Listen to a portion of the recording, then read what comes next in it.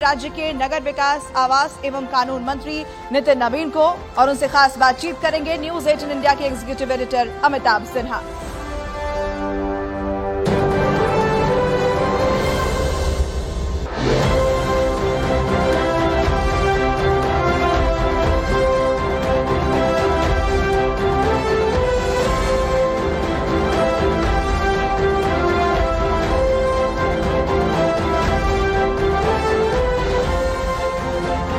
परिचय तो आपका दे दिया पूजा ने, और स्वागत है न्यूज 18 इंडिया में।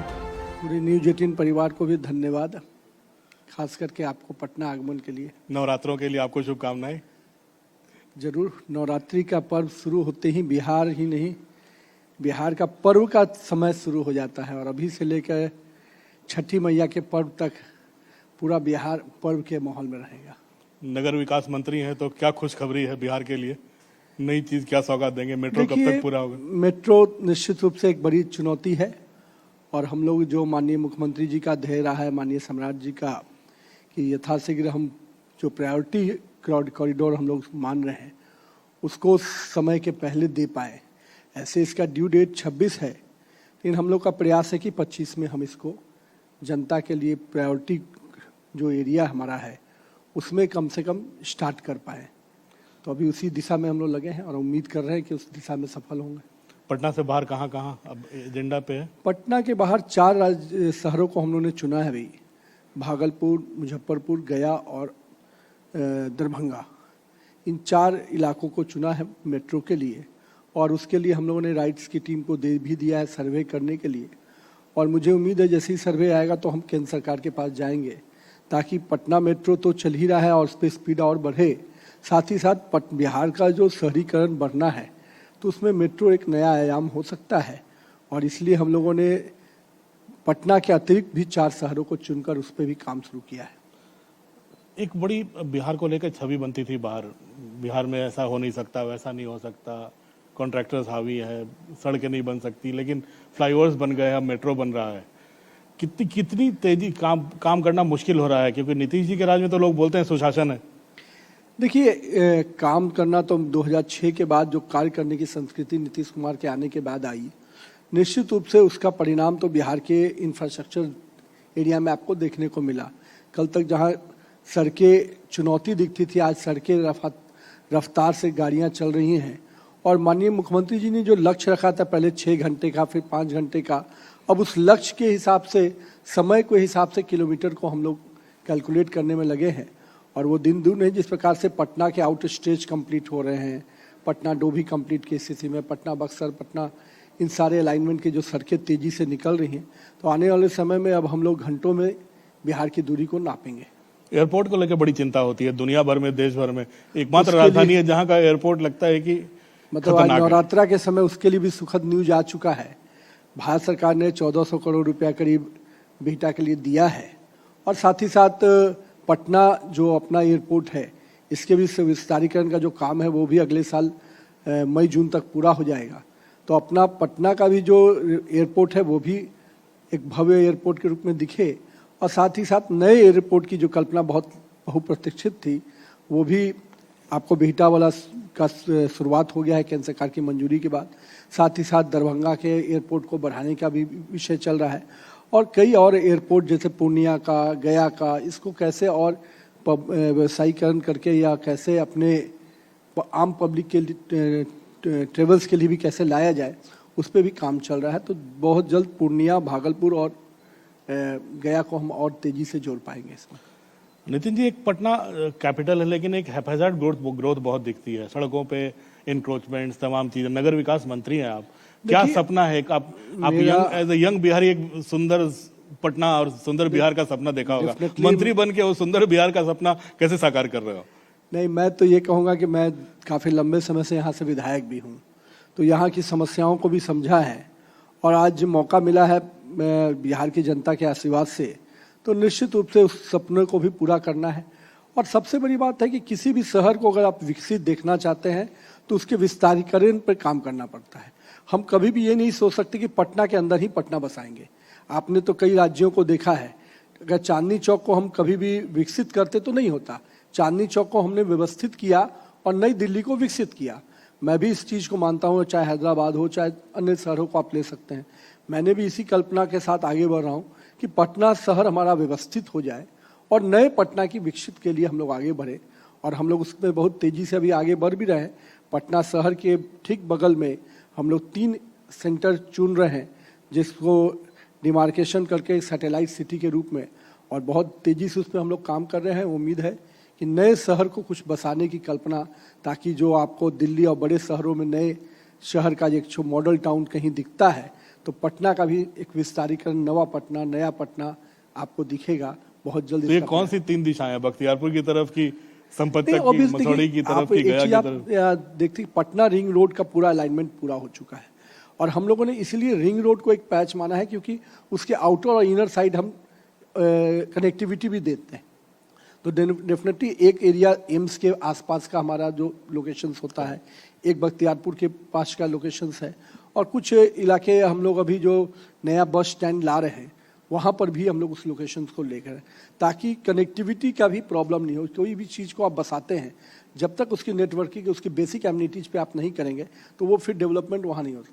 और हम लोग तो इसमें काफ़ी टाउनशिप लाने में पूरा प्रयास है कि लैंड पुलिंग भी हो, और सेम टाइम में सैटेलाइट टाउन का जो कंसेप्ट होता है कि इंफ्रास्ट्रक्चर्स पूरी तरह से हम लोग डेवलप करके अधिक से अधिक अच्छे टाउनशिप लाए।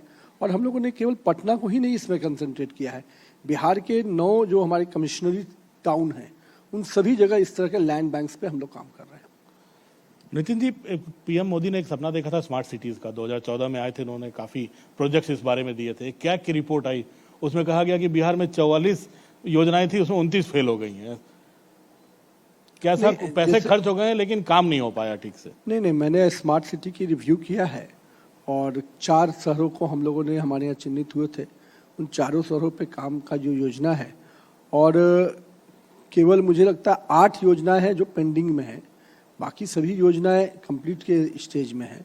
कुछ योजना जो आईसी के तो इतना बढ़िया हुआ है, आज कंट्रोल एंड कमांड सिस्टम आप पटना का, मुजफ्फरपुर का कंट्रोल एंड कमांड सिस्टम देखेंगे, आज बड़े पैमाने पे ट्रैफिक का जो रेगुलेशंस है उसकी चेकिंग है वो आईसी के कंट्रोल एंड कमांड रूम से, हमारे यहाँ पटना नगर निगम हो या मुजफ्फरपुर और भागलपुर से हो रहा है। तो आईसी के उस कंपोनेंट को यूज करके हम लोगों ने बहुत अच्छा उस पर किया। और आज आप जाके के स्मार्ट सिटी के वार रूम में देख सकते हैं, सारी गाड़ियों का जो रेवेन्यू कलेक्शंस है, टैक्स मतलब फाइन चार्जेज है, वो आज के डेट में स्मार्ट सिटी के इसी कंपोनेंट को यूज करके हम लोगों ने किया है। नितिन जी, एक और चीज आती है, गंगा कहा जा रहा है पटना से थोड़ी दूर हो गई है, सारे ड्रेन जो है गंदे नाले गंगा में गिर रहे हैं। इसको सुधारने के लिए, ताकि गंगा साफ रहे और आगे बढ़े। देखिए, ये बातें समय के पहले थी, मैं इसको इनकार नहीं कर रहा हूँ। आज भी कुछ पॉइंट्स ऐसे हैं, चाहे वो बक्सर का कुछ पॉइंट हो, पटना का भी एक आध पॉइंट है, लेकिन माननीय प्रधानमंत्री जी ने अब से नमामि गंगे की योजनाओं को लाया। बड़े पैमाने पे जो गंगा का तट है उसको धीरे धीरे का एसटीपी बनाकर, और बाकी वाटर गंदा पानी डायरेक्ट गंगा में न जाए, इस पर काफ़ी काम हुआ है। और मुझे लगता है कि अगले 1 साल में नमामि गंगे के प्रोजेक्ट कंप्लीशन तक, चाहे वो एक बक्सर का पॉइंट मुझे है और एक पटना में, बाकी भागलपुर में भी इस पर काम हुआ है। और मुझे लगता है कि नमामि गंगे से अब पटना को हम ही नहीं, अन्य शहरों को भी जो गंगा नदी में डायरेक्ट पानी जाता था उससे बचाने में हम लोग सफल हो जाएंगे। और गंगा धीरे धीरे उसके दूर जाने का कारण कई और है, लेकिन हाँ, गंदगी फैलेगी तो गंगा सिकुड़ेगी, इस नियति से पटना शहर के लोग को तो बहुत ज़्यादा इसमें जुड़ना है। तो हम लोगों ने उसके लिए कई ड्राइव भी लिए हैं, और मुझे उम्मीद है कि इस बार तो गंगा का पानी बाढ़ की कृपा से बहुत ज़्यादा पानी आया है, लेकिन आगे साल में भी पानी रहे, इसकी चिंता के लिए घाट का सफाई बहुत इम्पोर्टेंट है, और हम लोगों ने उसको एक प्राथमिकता सूची में रखा है। घाट की सफाई हो रही है, गंगा की सफाई हो रही है, स्मार्ट सिटी बन रहा है, लेकिन एक चीज जो जिसको लेकर पूरे देश में चिंता थी, वो बिहार में क्राइम की सफाई कब होगी। बहुत लोगों को डर लगता था बिहार आने में। आपको लगता है अब देखिए, अब तो मैं तो ये मानता हूँ कि बिहार में इन्वेस्टर डरते हैं आने से। नहीं, जिस प्रकार से बिहार में आप देखिए तेजी से लोग आ रहे हैं, आज बिल्डर्स के बड़े बड़े, आप सगुना मोड़ के तरफ ही चले जाइए, बाहर के लोग आके अब यहाँ काम करना चाह रहे हैं। और इंफ्रास्ट्रक्चर्स में अगर मैं आज से 1.5 साल 2 साल पहले का देखूं तो करीब 2.5-3 लाख करोड़ के काम हो रहे थे। अब 2.5-3 लाख करोड़ के काम अगर किसी राज्य में हो रहे हैं तो कितनी बड़ी संख्या में बाहर की पार्टियां भी आई थी। आज किसी को दिक्कत नहीं है, L&T काम कर रहा है, बड़ी बड़ी कंपनियां काम कर रही हैं, कहीं कोई दिक्कत नहीं है। अब तो बिहार को लोग बदलाव के उस नज़र से देखते हैं, लेकिन हमें गति और बढ़ानी है, ये एक अलग विषय है। लेकिन आज वो माहौल नहीं कि भय के वातावरण के हम आएंगे। एक समय था, अब लोगों को इससे पीड़ा हो जाती है, लेकिन एक समय था कि सामने निकलना मुश्किल होता था। आज वो लोग घूम रहे हैं, उनको भी अच्छी सड़कें मिल रही हैं, उनको भी कहीं जाने में दिक्कत नहीं हो रही है। एक समय था जब अस्पताल में जाइएगा तो जानवर मिलते थे। आरजेडी तेजस्वी तो रोज गिनाते फिर रहे हैं अपने जन संवाद यात्रा में। मैं तो तेजस्वी यादव से कहा था कि कम से कम जिन सड़कों पे आप जा रहे हैं, एक बार याद करिए आपके पिताजी के समय वो सड़कें कैसी थी। जिन अस्पतालों को आप देखने जा रहे हैं, उन अस्पतालों की स्थिति क्या थी जब आज आप उस समय अस्पतालों में मरीज हैं, दवाई मिल रही है। आप गिना रहे हैं, मैं तो पूछता हूं कि पिछले 4-1.5 साल आप मंत्री रहे, पिछले कार्यकाल में एक बार भी किसी भी डिपार्टमेंट का समीक्षा बैठक किसी चैनल के माध्यम से भी दिखा हो तो बता दीजिए। तो जो व्यक्ति कभी भी किसी चीज की सूद भी नहीं लिया हो, अब राजनीतिक पर्यटन कर रहे हैं तो करने दीजिए। चुनाव आ रहा है, जनता के बीच में जा रहे हैं, चुनाव आ रहा है, उन लोगों ने तैयारी शुरू कर दी, यात्रा शुरू कर दी। आपकी पार्टी, आपका गठबंधन क्या तैयारी शुरू कर चुका है या देखिए, आप तो डिले चल रहा है? बीजेपी को जानते हैं, हमारे कार्यकर्ता तो 24 घंटे 7 काम में लगे रहते हैं, और चुनाव भी हमारे लिए बस जिस दिन आप घोषणा कीजिएगा उस दिन हम चुनाव के लिए तैयार रहते हैं। लेकिन भारतीय जनता पार्टी केवल चुनाव के लिए नहीं काम करती। आज हम सदस्यता ही कर रहे हैं तो पूरे विश्व में कैसे भाजपा आगे बड़ी पार्टी दिखती है, इसके लिए सदस्यता में एक कार्यकर्ता लगता है, बूथ अध्यक्ष से लेकर प्रधानमंत्री तक लगते हैं। ये हमारी ख्याति है। और जहाँ तक बिहार की बात आपने कहा, तो तेजस्वी यादव जनता का विषय कब उठाए? संसद के पटल में 5 दिन का सत्र चला, एक दिन भी नजर आए नदारद में। तो जनता का जो फोरम है, जहां जनता की आवाज को आप उठाते हैं, वहां से तो आप भागते नजर आ रहे हो। तो कहीं ना कहीं आप केवल भ्रम फैलाने की स्थिति में हो। और मेरा ये मानना है कि वो आपका मकसद हो सकता है, हमारा मकसद काम करना है। और डेफिनेटली हम डेवलपमेंट की योजनाओं से बिहार को गति देना चाह रहे हैं, और बिहार के विकास को गति अगर मिलेगी तो निश्चित रूप से बिहार की जनता का भला। एक और बात आती है कि बीजेपी के पास वो बड़ा चेहरा है ही नहीं जो जिसको प्रोजेक्ट कर सके बीजेपी, कि बीजेपी को अगर ज्यादा सीटें भी आए तो बीजेपी वो बड़े चेहरे को नहीं ला पाती है। कार्यकर्ताओं वाली पार्टी है, ये बात तो पूरी दुनिया जानती है। देखिए, एक समय था हमारे बारे में 2014 में भी इसी तरह का प्रयोग किया जाता था कि बीजेपी के पास गैलेक्सी ऑफ लीडरशिप है, बीजेपी के पास लीडरशिप नहीं है। आपको भी ध्यान में होगा 2014 के बाद की स्थितियां क्या बनी, पूरा दुनिया देखा है। जिस दिन भाजपा तय कर देती है कि ये कार्यकर्ता मेरा प्रमुख होगा, उस दिन अपने आप में वो नेता भी होता है और पार्टी का नेतृत्व करता भी होता है।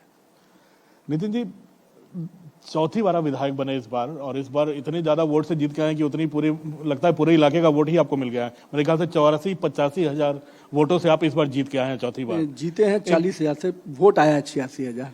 और एक पुरानी बात याद आती है आज से 20 साल पहले की, एक त्रासदी हुई आपकी। आप, मुझे जहां तक याद आता है, उस समय इंग्लैंड पढ़ने जाने वाले थे और आपको अपना विदेश जाना छोड़कर यहाँ पर चुनाव में कूदना पड़ा था। क्या कभी दुख होता है इस बात का कि पढ़ाई छूट गई? क्या इस बात का दुख होता है कि काफी युवावस्था में काफी बड़ी जंग लड़नी पड़ी? देखिए, हर आदमी का अपने माइंड में कुछ डेस्टिनी तय रहता है और कुछ ऊपर वाले ने डेस्टिनी तय किया रहता है। मैं इस पॉलिटिकल नेचर का था नहीं, इसलिए अपने आप को पॉलिटिक्स से दूर रखा था। कभी कल्पना में भी नहीं था कि मैं राजनीति में आऊँगा। मैंने अपने स्लैम बुक में भी लिखा था कि माई worst day in my life that I will be in politics. पर शायद पिताजी के मृत्यु के बाद लाइफ में ये टर्न मिला। लेकिन मेरा एक साथ में ये भी मानना है कि अगर कोई चीज़ें आपके सामने आती हैं, चाहे वो डेस्टिनी के रूप में आए, उसको अगर आप एक्सेप्ट करते हैं पूरे मनोयोग से, तो फिर उसी में मुकाम बनाया जा सकता है। आपके पास कभी कभी जीवन में फ्लेक्सिबल रहना पड़ता है। आप कोई एक चीज़ को सोच के कहेंगे कि यही रास्ते से हमको मंजिल मिलेगी। मैं तो आज के यंग जनरेशन को लोगों को भी कहता हूँ, जीवन में आगे बढ़ने के लिए, सफलता के लिए कोई छोटा रास्ता भी आपको सफल बना सकता है। लेकिन ये सोच के बैठे कि हम यहीं जाएंगे तभी हम सफल होंगे, मतलब ऐसा भी सोचा जाता है। मैं उसको मना नहीं करता हूँ, लेकिन जीवन में अगर कहीं कोई रुकावट आए तो जीवन समाप्त हो जाएगा, ऐसा सोचना नहीं चाहिए। नितिन जी, शुरू में तो आप आए 2 टर्म तो सबने यही कहा, आप सारे नेताओं को आप अंकल ही बोलते थे, जहां तक मुझे याद आता है, किसी को भैया बोलते थे। एक सिक्किम के प्रभारी बने, आपको बनाया गया, युवा मोर्चा में रहे, देश भर में आप घूमे, छत्तीसगढ़ के प्रभारी रहे। छत्तीसगढ़ में ऐसी अभूतपूर्व जीत मिली इस बार कि प्रधानमंत्री भी आपकी पीठ थपथपा रहे थे। तो क्या अब माने कि अब वो छोटा बच्चा अब बड़ा हो गया है?